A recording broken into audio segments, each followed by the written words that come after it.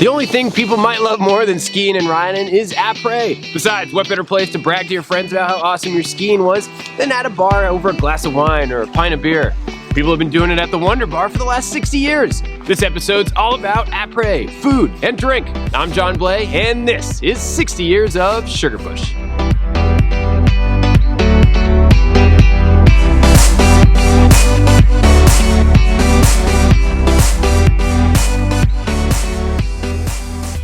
Originally, as ski resorts were popping up across the nation, they weren't really built with Après in mind.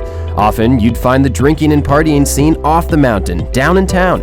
Today, Sugarbush has plenty of fun Après hangouts like Castle Rock Pub, Rumble's Kitchen, and the Green Mountain Lounge. But back in the early days, there was really only one spot on the hill to party: the Wonder Bar, one of America's oldest ski bars. So, the original ski bar, the Wonder Bar, it was great. It was downstairs from this particular room, and you could look out of those great windows and see everybody in the Valley House lift line and heading up and look up the mall and see people ripping down, and it was just a great place to hang. There is no doubt in my mind that one of Sugarbush's rungs to the stepladder to stardom was the Wonder Bar. Number one, it was the name. When Damon and Sarah built the Valley House and started Sugarbush in whatever it was, 58, the laws of the state of Vermont, as I recall, were such that you could not have the word bar in the name of that place. So it couldn't be John's Bar or Mary's Bar. Sarah wanted to call it the Wunderbar, which is the German for wonderful. And the state of Vermont took a long, sad look at that and said, it's got the word bar in it, you can't do this. Well, she spent quite a time at the Liquor Commission or whatever she had to go in front of, and finally convinced them that it was a name.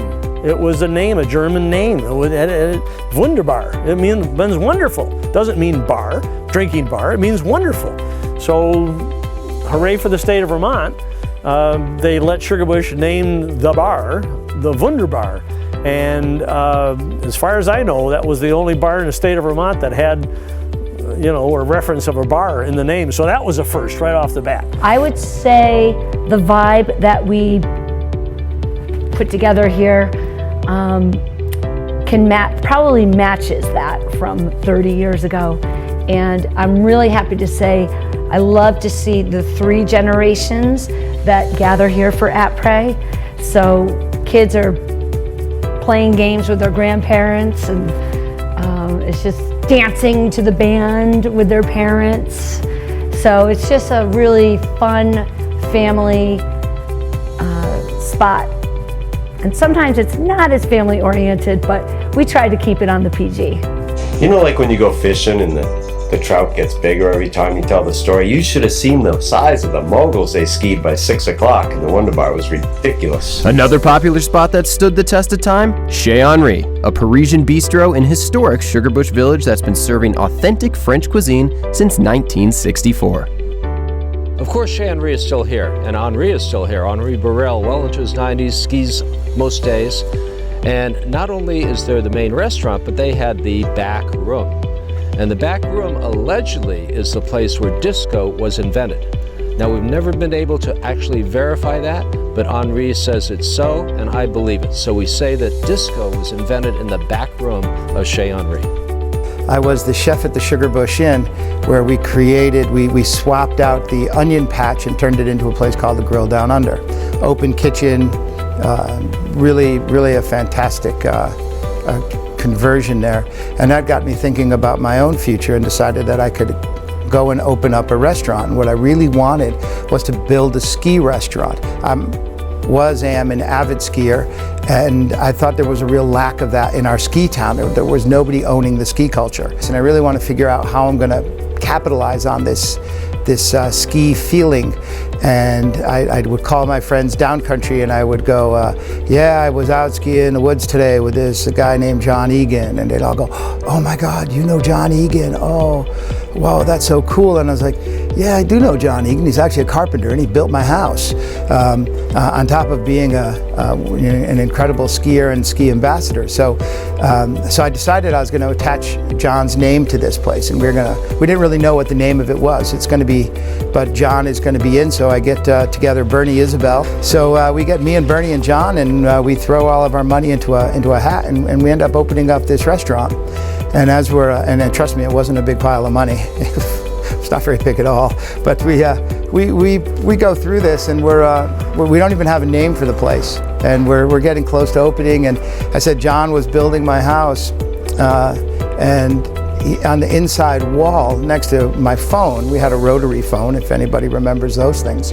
And on that rotary phone, John was taking phone calls from Warren Miller and Eric Perlman and getting up his travel plans set up for the upcoming winter. So you'd see all these notes on the inside sheetrock on the room that we didn't rip apart, that John had all these travel plans. And at that time, my son and one of his friends, I think my son might have been 7 or 8, and they're reading John's notes, and he's got something about going to Chile to go film something.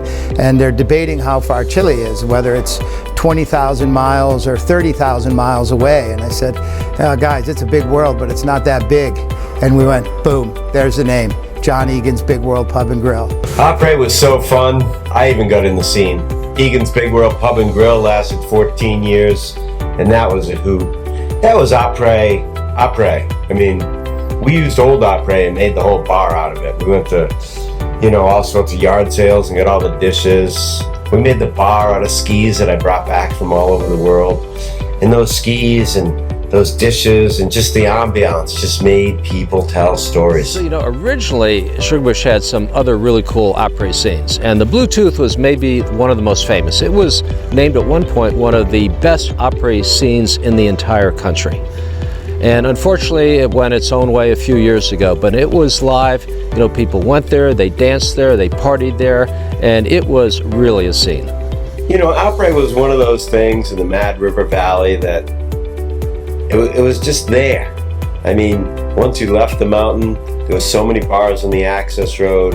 You'd go, by Sam Rupert's, the Golden Horse Lodge. Trod Fortner would tell you a story, serve you a cold beverage. Little John's, Bluetooth, the Bass Tavern. Maybe you'd go down to Gallagher's, Moose Lips, Tardy's.